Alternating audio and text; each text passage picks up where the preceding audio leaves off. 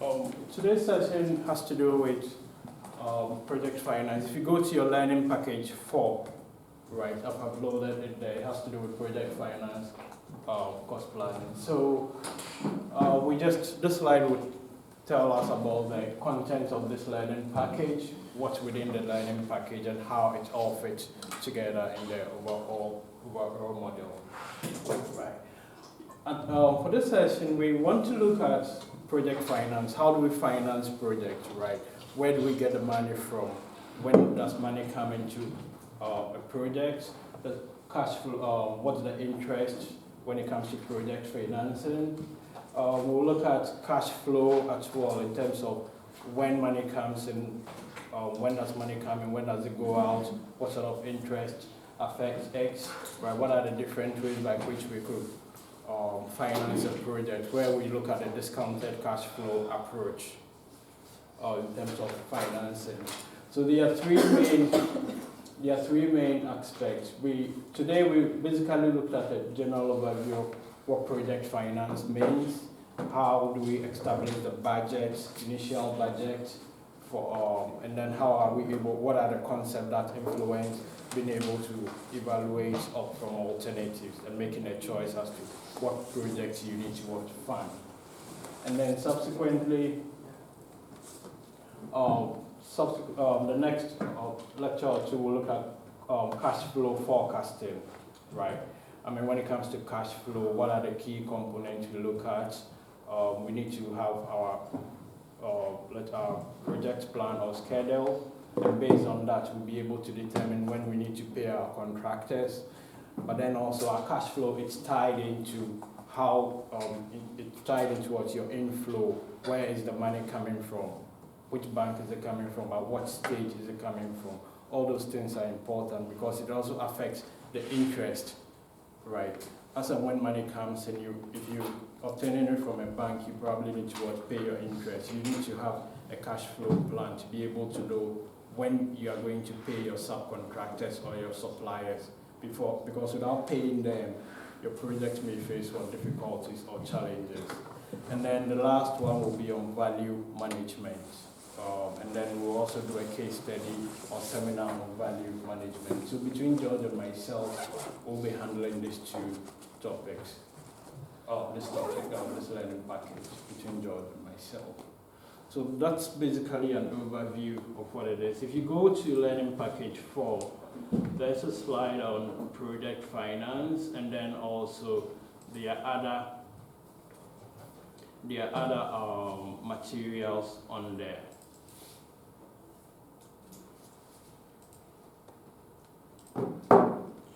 So when you talk about finance, right, when you talk about project finance, what does it mean to project? Why do we need to have project finance? Or what's the concept of project finance? I believe some of you have had some experience from your backgrounds in terms of what financing or funding a project is, right? Are you able to share with us what we mean by project finance before we go on, from your experience of handling projects?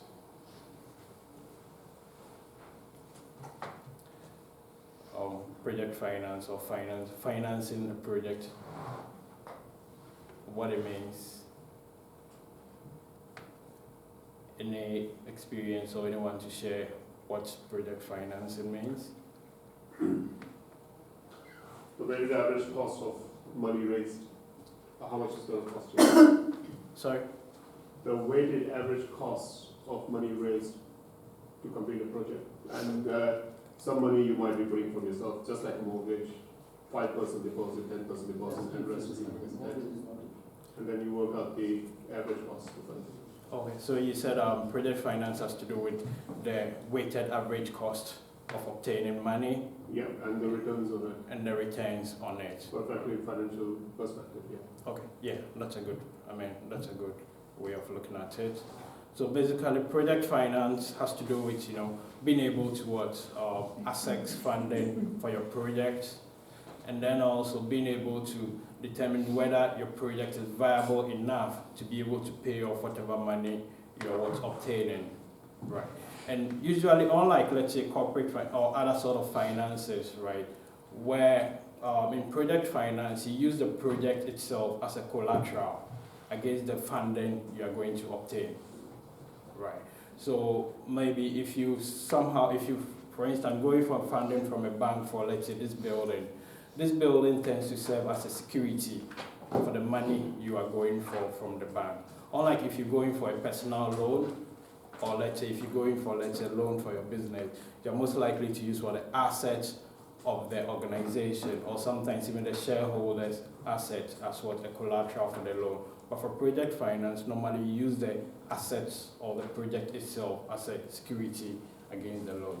So finance basically means what being able to provide funding for a project or enterprise.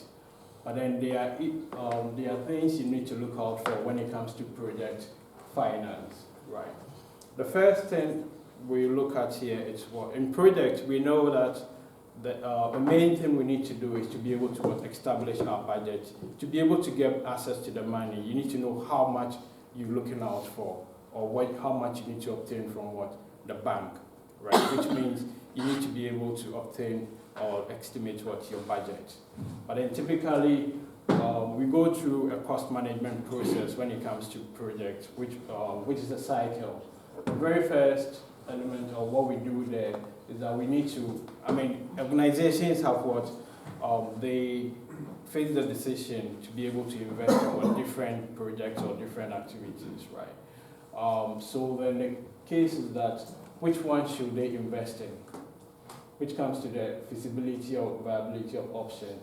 At that very early stage, you need to estimate or produce your cost, your order of cost estimate, right? To be able to assess whether whatever you want to do is viable or not. At a very early stage, you need to do your feasibility. And in that stage, you wouldn't have so much details.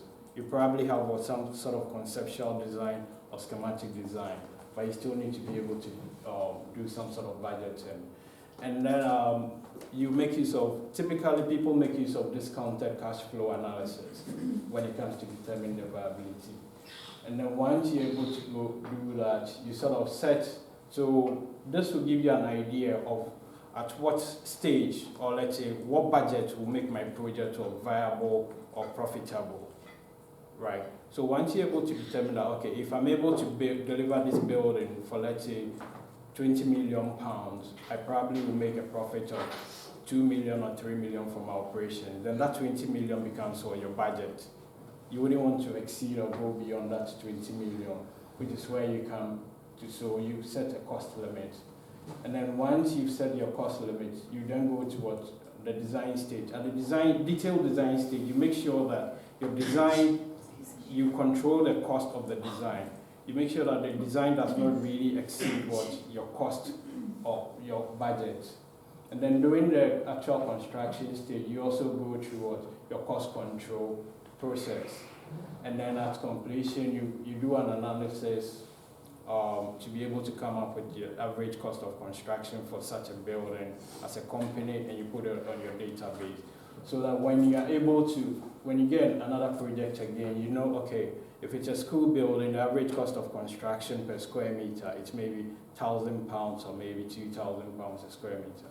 It gives you a fair idea, and then you're able to go by it. So it's more or less a cycle, right, where you make use of project to be able to determine to be able to come up with the average cost of construction.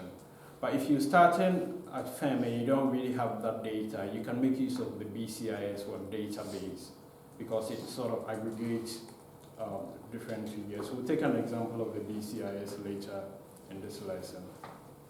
Right. Can you elaborate when you keep saying referring to BCIS? I don't have an understanding, but BCIS, does it give you the exact construction cost? You just put the measurements in. That's it. For example, if I'm laying a tarmac surface, I'd say 10 feet of tarmac surface, will it tell me the quantity as well as the amount? Okay, so someone is asking whether BCIS will give us the cost of, let's say, an item, right? So BCIS, what BCIS does is, it's a sort of a database, right? Okay. Where if you go in there, you have the average cost of different buildings, right? So if you take, let's say, a school building, Yes. At BCIS, it may probably tell you that the average cost of constructing a school building of 4-story or 5-story high, it's maybe £2,000 a square meter. Does it give me the breakup as well? What's going to, as I said, the cost of material? No, it doesn't give you the cost of the materials. It just gives you an aggregated sum Yeah. of what Go it to the costs.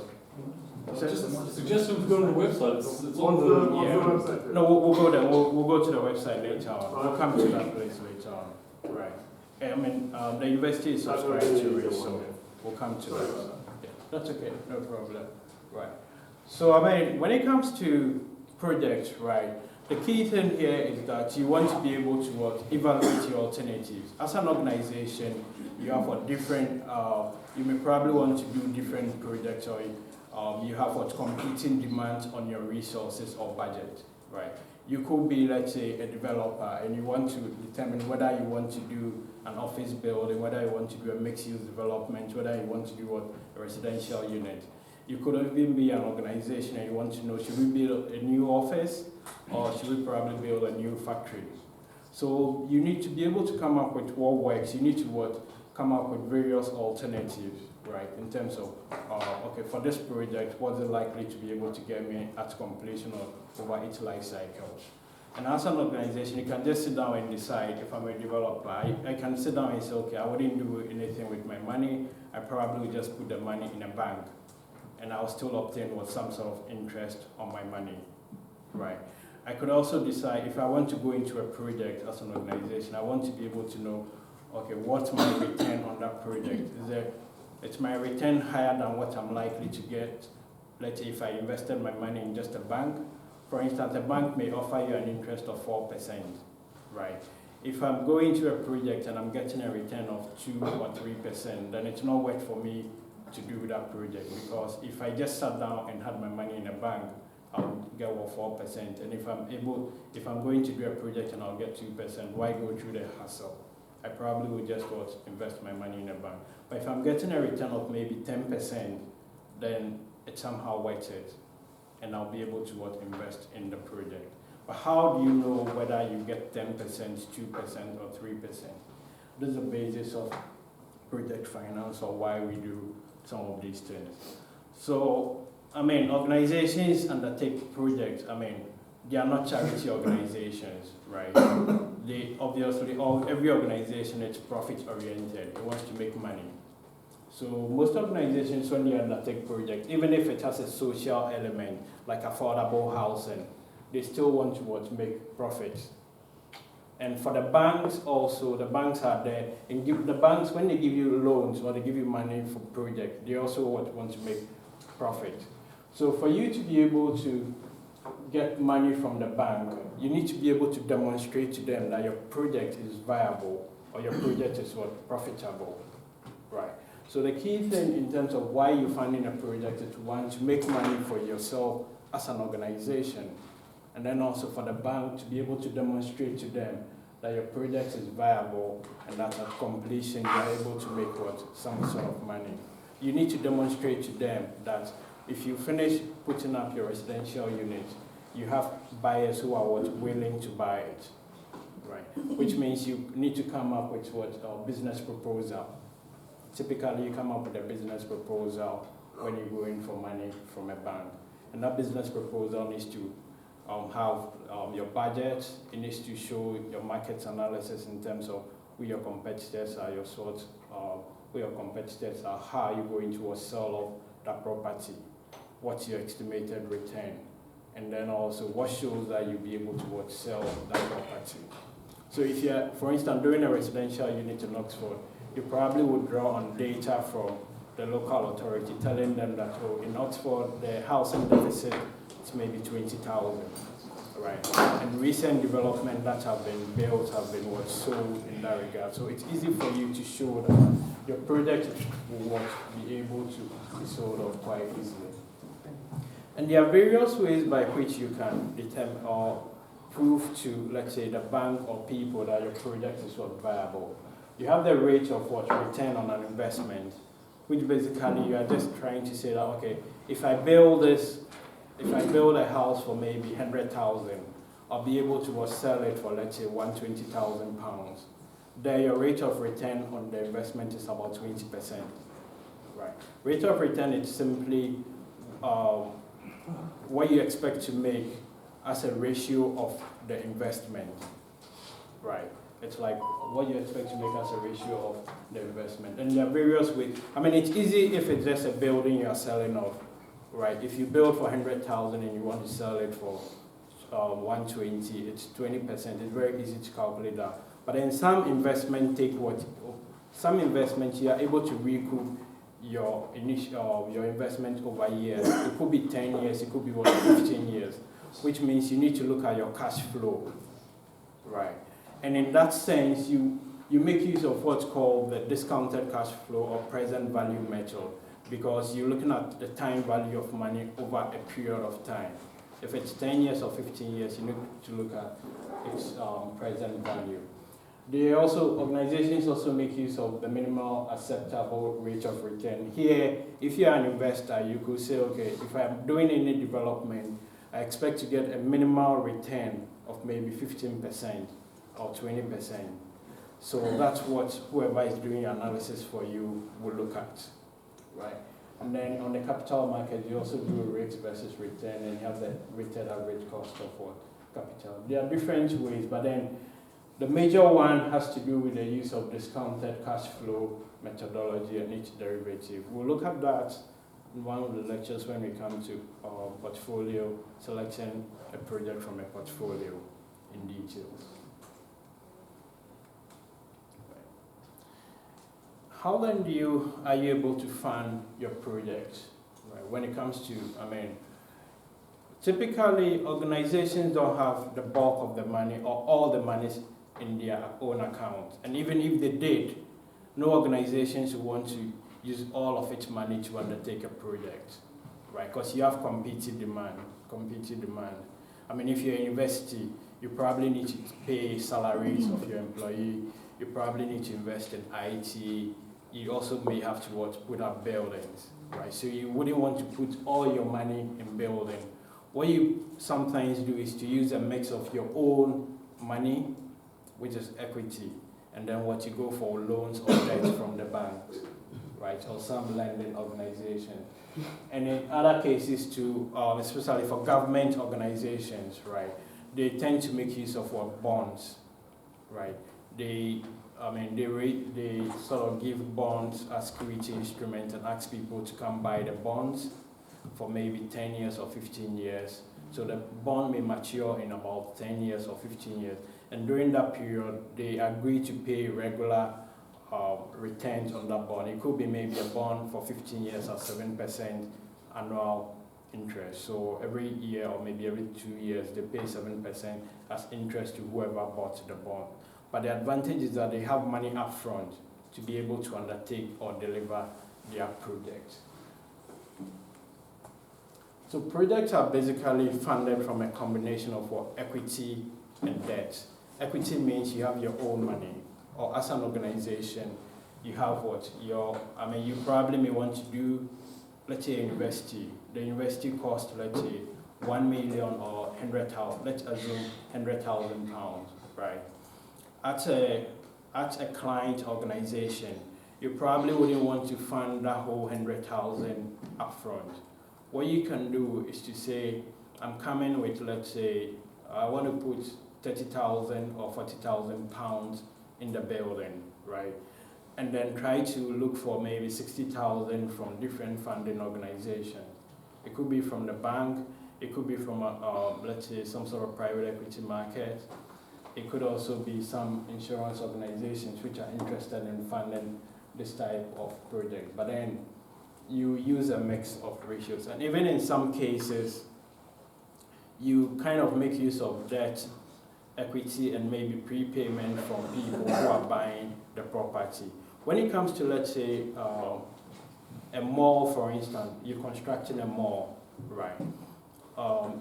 We have what's called an anchor tenant. If you construct, let's say, Westgate, for instance, your anchor tenants could be, let's say, Next or Debenhams, because they are large, tenants.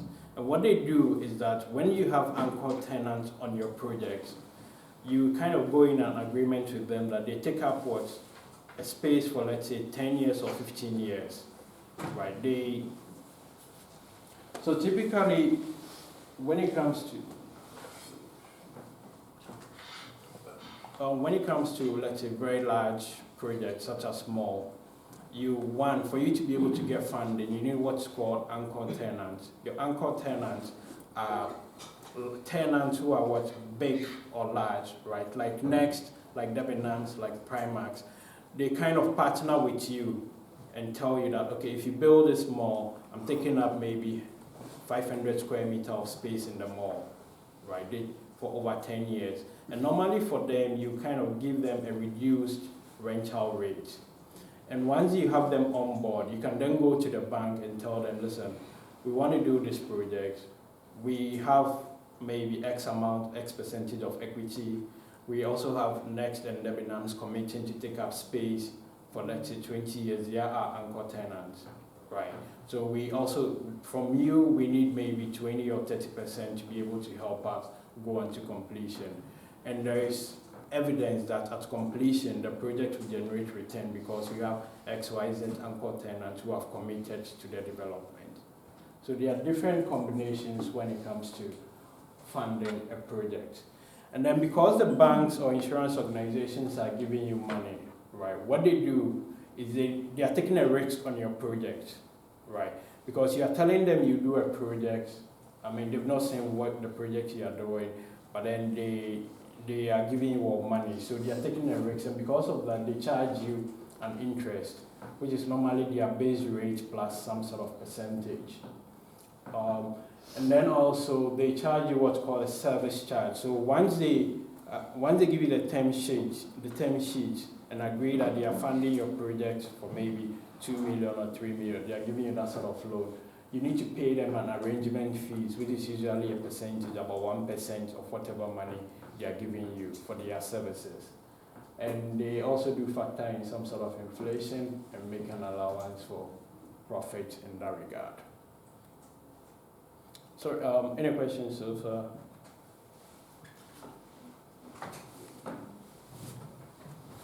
So when the banks use debt finance, I mean, there are various or different sources of debt financing, right? You could go for it from the bank, you could go for it from bonds, the bonds are normally given by government organizations because government projects are usually large. They're in the billions, right?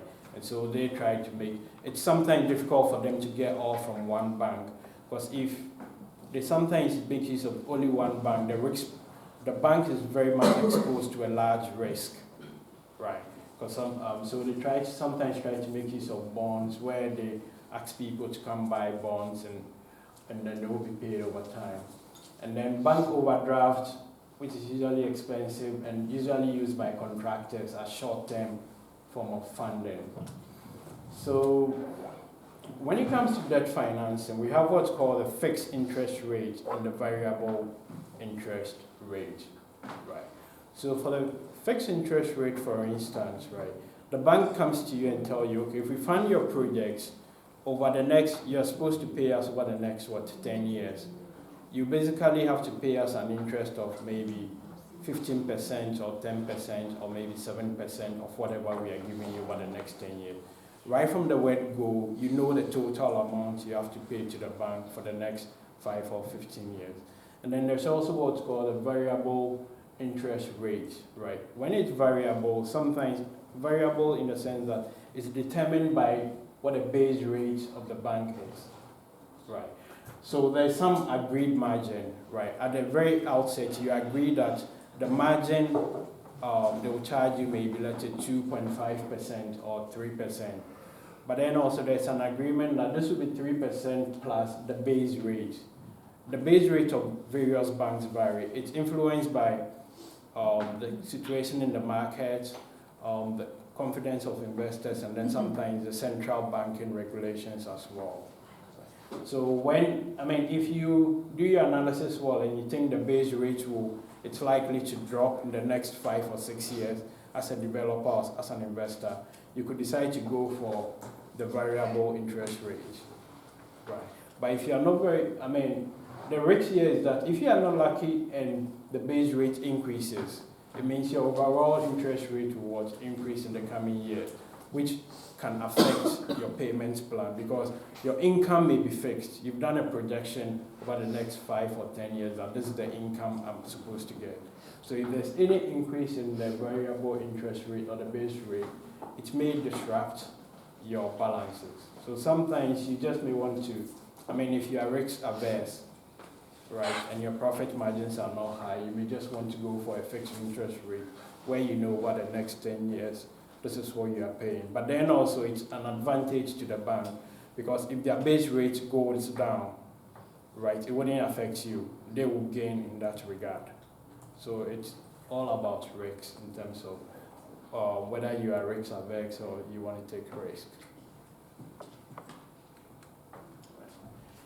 And then we have another option of debt finance, which is loan syndication. Right.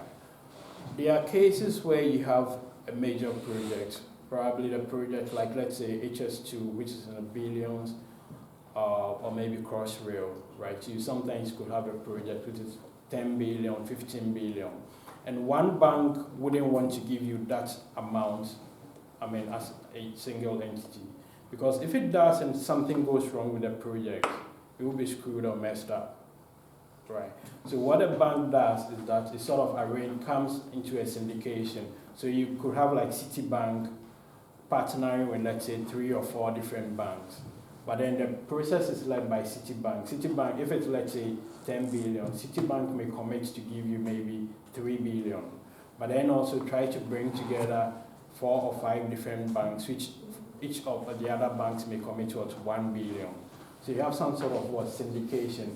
That sort of funding is normally used for what's called trophy projects, projects which are very prominent that everybody is aware of, like maybe the HS2, for instance. You could have 3 or 4 different banks coming in there. And also when you're going into emerging markets or developing countries, right, there are usually political and economic risks, in the sense that in some of these countries, their debt profile could change. They could sometimes fail to pay you whatever money they've come in for.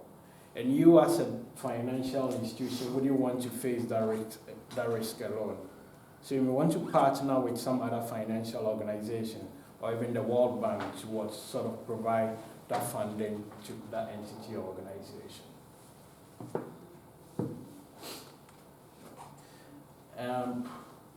There's also what's called mezzanine financing, right?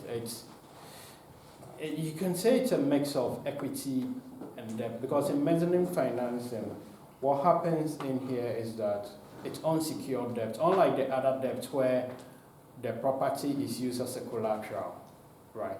In mezzanine financing, what will happen is, if for instance he is a developer, right? He puts in maybe 20% of his money as equity. He goes to the bank and the bank probably give him, let's say, 60% as debt financing, right? That's what 80%. There's a 20% what shortfall in funding. He may not have the equity, but the bank is also not ready to be able to provide that 20% because maybe from the bank's perspective, the 80%, the valuation of the development or project, it just covers just up to 80% of their risk. So they are willing to give 80%. So what happens is you could go to some other funding organization, an individual or a company, and the company will commit that 20% needed to finish up the project. But then because the bank has taken a mortgage or security over that property, the person coming in with the additional 20% doesn't have any other security, right? So what a person does is to charge a higher interest rate, right? If the bank is maybe giving an interest rate of 7%, that person or business could say, okay, because I don't have any security on the property, but I believe the project is likely to be viable, I probably will charge 12% or 13% as my interest, because it's a high risk in there. Mezzanine financing is normally very expensive because there's no access to security in that regard. Right. So that's the difference between mezzanine finance or mezzanine debt and the other normal debt. We say mezzanine debt, it's unsecured debt, right? So it's normally quite expensive than the other ones. These are risks inherent in, and then we have what's called the equity funding, which has to do with your own resources as an organization, right? If you're going into a development, you as an organization need to be able to show that you have some money to pump in there. Without equity, most financing organizations are skeptical of funding your project. If you think your project is viable or your project is profitable, why are you not putting in any money yourself? Right. So you need to show that you have some sort of money to put into that project. Right. And sometimes, so for organizations or banks, what they do sometimes is, if let's say, they sometimes do create what's called special purpose vehicle, right, when it comes to project. So an organization, let's assume it's a manufacturing organization like Jaguar maybe wants to invest in some office development, right? Jaguar may decide to create an XPV or special purpose vehicle where it sets aside a portion of its money, maybe 2 million or 3 million into that SPV. And that will be used as equity for whatever project that will be undertaken. So that 2 million serves as the initial equity. So if the project is valued at, let's say, 5 million, right? 2 million of that 5 million, it's what? 40%, right? So the equity in there is some sort of 40%. So typically, equity it's your own reserve or your own money, but then you could make use of an SPV, especially when you are coming up, when you have like different people within a project. Right. So in this case, like a typical example, if you look at a financial structure, right, this is a proposed financing for the construction of an office building. For the proposed construction of an office building, right. We have a bank which wants to provide financing at 6% interest for the project, but then it covers just 75% of the construction cost, right? Which means you have 25% more to go. But how does the bank intend to recover its money over time? Probably the bank has estimated that you are likely to, as an office building, you rent the office to different tenants, right, over the next 10 years. So the bank has sort of estimated that in the next 10 years, all the income you gain from it will be able to pay off the loan they are giving you, right? If it's a residential development, it's a bit easy because you normally will want to sell it. So at project completion, once you sell it, the bank works off. But then when it comes to an office building, they normally you normally have to pay through rent. So what a bank will do, until you pay them off, they hold a mortgage or security over the property. So even though you are the developer, when you look at the land title document, it will be in the name of the bank until you pay them off. But then it will be like about 25% of what, if you, 75 from 100, that's 25%. So here, you could decide to make use of an equity partner, who could be let's say, where we said the mezzanine finance. So you as the owner just have 10%, right, which you pump in. It will have 15%. So you go to somebody else for that 15% of the project, or 15% of the budget. So there are two ways. You could decide to give 15% of the value of the property as equity stake towards whoever is bringing that money in, because the person is pumping 15% into the project. Or you could decide to pay the person some sort of interest over the life cycle of the building. And typically, if you have an equity partner and you give 15% of the value of the property, it means that whatever profit you make, you give that person 15% of the value of that profit. And if at any point in time you decide to sell off the building or project as well, you give that entity another 15% of whatever value it sold. These are lending organizations when it comes to financing projects. You have banks, you have investment banks, commercial banks, you have investment banks, and you have what's called real estate investment trust, right, which are more specialized and invest in real estate assets. You also do have some insurance companies which sometimes want to invest. And then you sometimes have contractors who may want to do design, build, own, and operate, also investing in there. And recently you have crowdsourcing as well featuring in there. So there are various ways you could get lending for your project. For public projects, you know that government is usually involved in financing or delivering public projects. You have hospitals, you have roads, right? And how does the government finance some of those projects? Sometimes, primarily the government makes use of our taxes. At every point in time, the government would dedicate some percentage of our taxes to fund what project, but the taxes are always not enough. So it sometimes needs to go to international market and also makes use of some equity investment as well.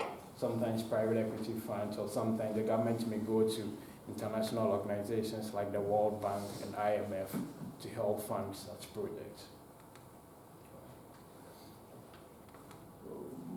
This international capital market, what it needs to do.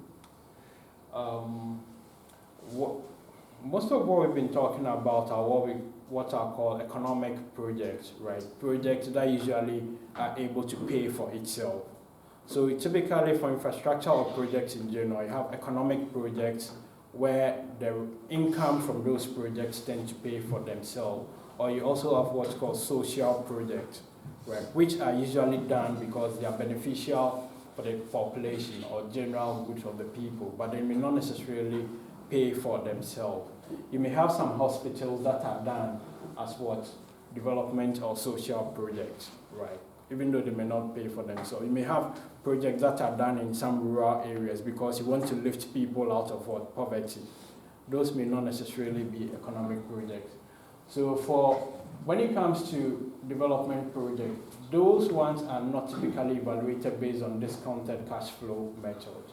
You need to use some other form of parameters, like, maybe if you do this project, it's likely to lift maybe 1,000 people out of poverty. You're extending electricity to a village or maybe to a rural area because you think if electricity gets there, the people there are likely to be able to come out of poverty. But when you do the economic analysis, right, extending the power there, the income you get from the payment of power by those people may not necessarily pay for the cost of extending the power line, but you want to do it because you want to lift people out of poverty. The same for water as well. You sometimes want to extend the supply of water to... Can I just say, you're pointing that red laser like straight at us sometimes. If that goes into our eyes, it'll be affecting. Sorry about that. I'll be careful. So that requires a bit more of specialized skills. You need to be able, it's just not about your technical skills. You need to understand whatever you are doing and be able to come in there.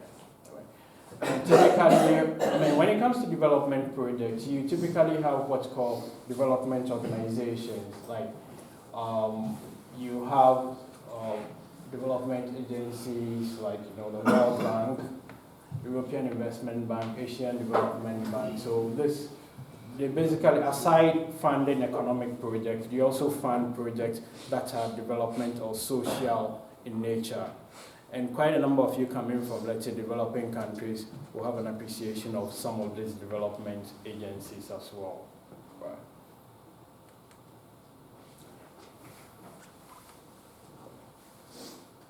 So typically, to be able to do your discounted cash flow, or to be able to evaluate a project, right, to determine whether the project will be viable or not, you need to make use of what's called the weighted average cost of capital, right, which basically tells you, which basically helps you estimate your present value. You kind of trying to estimate, if I'm borrowing from banks or different organizations, what will be the average interest rate I need to pay to all these different organizations, right? Because sometimes if you're structuring your project, you may get money from, let's say, a bank, money from an equity partner, money from some different organization. You want to be able to know, okay, what's the average? Because in doing your analysis, you wouldn't do the analysis separately for a bank, separately for your mezzanine finance, or separately for, let's say, different lending organization. You want to be able to come up with an average rate. That's okay. With all this money I'm borrowing, what comes to the average rate, and what level of profit is it that when I generate, I should be able to pay off the average rate of return. So that's why we come in with a weighted average cost of capital. You want to know how much your cost of capital is from an interest perspective. Right. So basically, the weighted average cost of capital is given by this formula. You have E, which is the equity, the equity. So to get your weighted cost of capital, you have the equity over the total cost of equity over E plus D times the cost of equity, right? Which is how much whoever is giving you the equity is giving it to you for, right? Maybe 2 or 3%, whatever it is, plus the debt over your E plus. E is for equity and D is for debt, times the average cost, times the cost of debt. So that helps you to be able to calculate your weighted. What you want to do is to be able to estimate that what will be the average cost of the capital if I'm going for debt and equity. How much is it that I need to pay off? In one, I think George will take you through a case study where he'll give you different scenarios in terms of how to come about with the weighted cost of capital. He give you different scenarios and we'll calculate the average cost of capital, and then based on that we'll be able to assess or calculate, the present value. We may come to a decision on which sort of what we need to invest in. So this is just a formula, but don't worry about it for now. We'll go to a real life example later on. Right. And then also, once you know your cost of capital, you then need to calculate your present value. Because you may want to make a decision, you have maybe about 5 or 6 projects, right? And you want to make a decision on which projects to invest in, right? But typically, maybe one project may have a life cycle of, let's say, 10 years.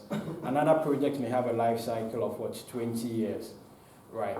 Probably, it could be that, you need to determine your future value. FV is the future value of a project. So maybe you have, let's say, maybe 4 different projects, right? So what you need to do is, maybe the future value of project A based on the rental income plus any other income, it may be 4 million. But then you own that asset, or the life cycle of this asset, it may be 20 years. You have project B, right? Maybe the income or rent from project B, it's, let's say, 10 million. But then that's over 15 years. And then you have project C, the same thing may be 15 million. And then it has a life cycle of, let's say, 18 years. And then project D, let's assume the life cycle, it's maybe 12 million. And let's say the life cycle is 16 years. The question then becomes, which of these projects do you select, right? Or which of these projects do you select? What you realize here is that the incomes you've calculated are over certain year periods, 20 years, 15 years, 18 years, and 16 years. To be able to come to a decision of which project to select out of this lot from a financial perspective, you need to calculate the present value. These are all your future estimated income, right, over the life cycle. You need to be able to discount these values into the present value. If we were to convert all this money into 2019, what amount would it be? So if you convert it, maybe this may come out to, let's say, probably 20 million. I mean, once you convert it, you get actual values. And then you are able to assess that, okay, in its current stage, maybe project C is the best because when it comes to, let's say, current value, it gives me what a higher value than all the other projects. So that's how you calculate it. So to calculate your present value, you use the future value divided by 1 plus your interest rate raised to the power what n, which I'm sure a number of you are used to. Or, Excuse me, how do you know the future value? no, the future value. The future value you calculate it. So when you're doing your development, let's say you're doing an office space, right? You estimate that you have 2,000 square meters of office space. What you have an idea that you want to rent each of it. The square meter of office space is maybe £10 or £20. Once you know the total floor area of maybe 2,000, so each year you're gaining what 1,000 square meter times £10 per square meter a month times your 12 months. It gives you your annual income, right? And every year you probably you make an assumption that at the end of every year I probably will increase my rent by maybe 5 or 10%. So over the next 10 years, you're able to get a rough idea of what your expected income. So this is the estimated future values. Yeah. Future value. I think estimation would be a bit generous. It's extrapolation, data statistics. What you do is you look at the past inflation over the last 3-4 years. What you do is just you pull that across the graph, and that's how you get. You can't have a certain amount of money and you say this is the future value to be based on an estimation, and it depends on the detail of the estimation that you did. So, yeah, Okay. I mean, there is an error. No.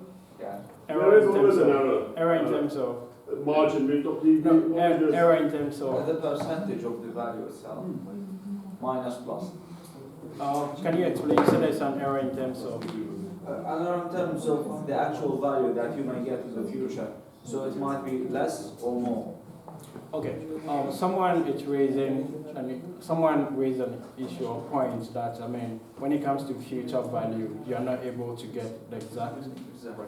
Yeah, I mean, it's right. And if you realize, in terms of when it comes to costing, right, what we do, it's normally estimates, right? We hardly deal with absolute figures unless you sign an agreement. So in this, at this stage, all we're doing is just projection.